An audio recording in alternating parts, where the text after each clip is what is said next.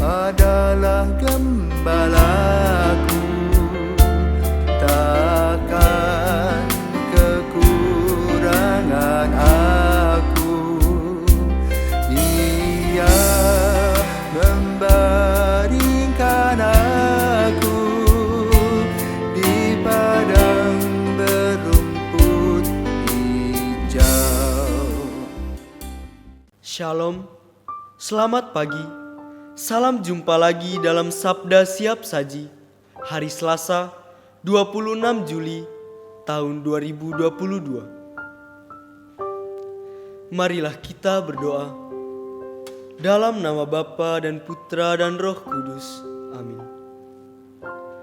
Allah Bapa, para leluhur kami, Engkau sudah memilih Santo Yoakim dan Santa Ana menjadi orang tua Ibunda Yesus.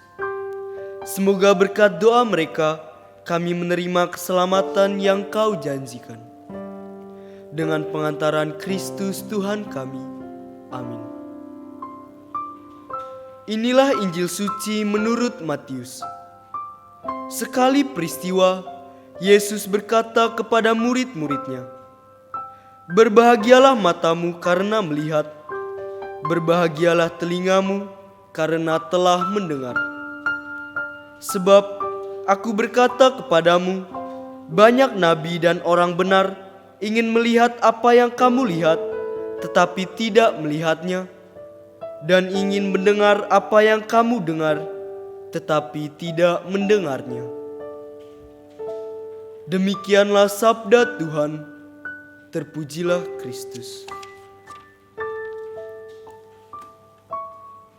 Pada hari ini, gereja memperingati Santo Yoakim dan Santa Ana, orang tua Santa Perawan Maria, atau bisa kita sebut sebagai kakek nenek dari Yesus. Gereja menceritakan Santo Yoakim dan Santa Ana ini sebagai orang-orang pilihan Allah yang sangat baik, sehingga mereka dapat membesarkan Maria dengan penuh cinta kasih dari ia kecil sampai pada peristiwa kelahiran anak Allah baginya. Inilah iman yang dibutuhkan oleh seorang kakek dan nenek sebagai orang tua, di mana mereka bisa mendidik anak-anaknya secara turun-temurun dengan penuh cinta kasih, hingga menjadikan mereka keluarga pilihan Allah. Berbicara tentang kakek nenek, saya mempunyai dua orang nenek. Satu nenek dari bapa yang tinggal jauh di Flores, dan satunya lagi dari mama yang sekarang ini tinggal di Jakarta. Akhir-akhir ini, saya lebih sering berkunjung ke rumah nenek dari mama ketika saya liburan. Nah, setiap kali sampai di depan rumah nenek itu, saya selalu melihat nenek di dapur yang tengah asik dengan kesibukannya. Entah itu memasak, mencuci, menyapu, dan sebagainya. Maka, kesan yang saya ambil terhadap nenek, bahwa beliau itu merupakan orang yang pekerja keras. Setiap hari, setiap saat, ia selalu bekerja, entah itu menjahit, menganyam, dan melakukan kerajinan tangan lainnya. Beliau itu tidak suka meninggalkan pekerjaan yang sebenarnya bisa dikerjakannya nanti ataupun ditunda. Pasti beliau selalu berkata seperti ini, "Lele, kerjaannya itu lo masih nanggung, masih bisa dihabiskan loh." Jadi, beliau itu tiada hari tanpa sibuk pokoknya. Namun, di balik kesibukannya itu, nenek tetap saja menjadi orang tua yang baik dan setia mendidik dan membesarkan ibu saya, terutama sebagai salah satu dari anak-anaknya dengan penuh cinta kasih dan iman. Sama seperti peristiwa Yoakim dan Santa Ana yang juga telah mendidik dan membesarkan Maria anaknya dengan penuh kasih sayang. Maka sikap-sikap tersebutlah yang diteruskan oleh ibu saya dalam mendidik dan membesarkan saya sampai saya bisa berada di tempat ini.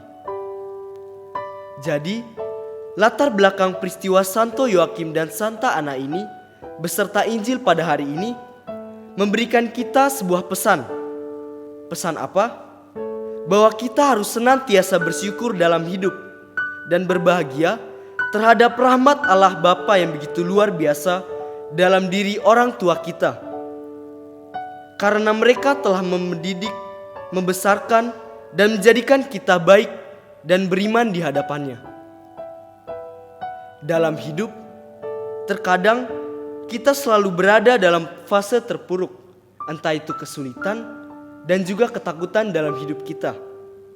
Nah, dari fase inilah kita harus belajar bahwa kita harus tetap bersyukur karena Allah akan selalu ada di samping kita, menyertai dan menolong kita lewat orang-orang yang ada di sekitar kita.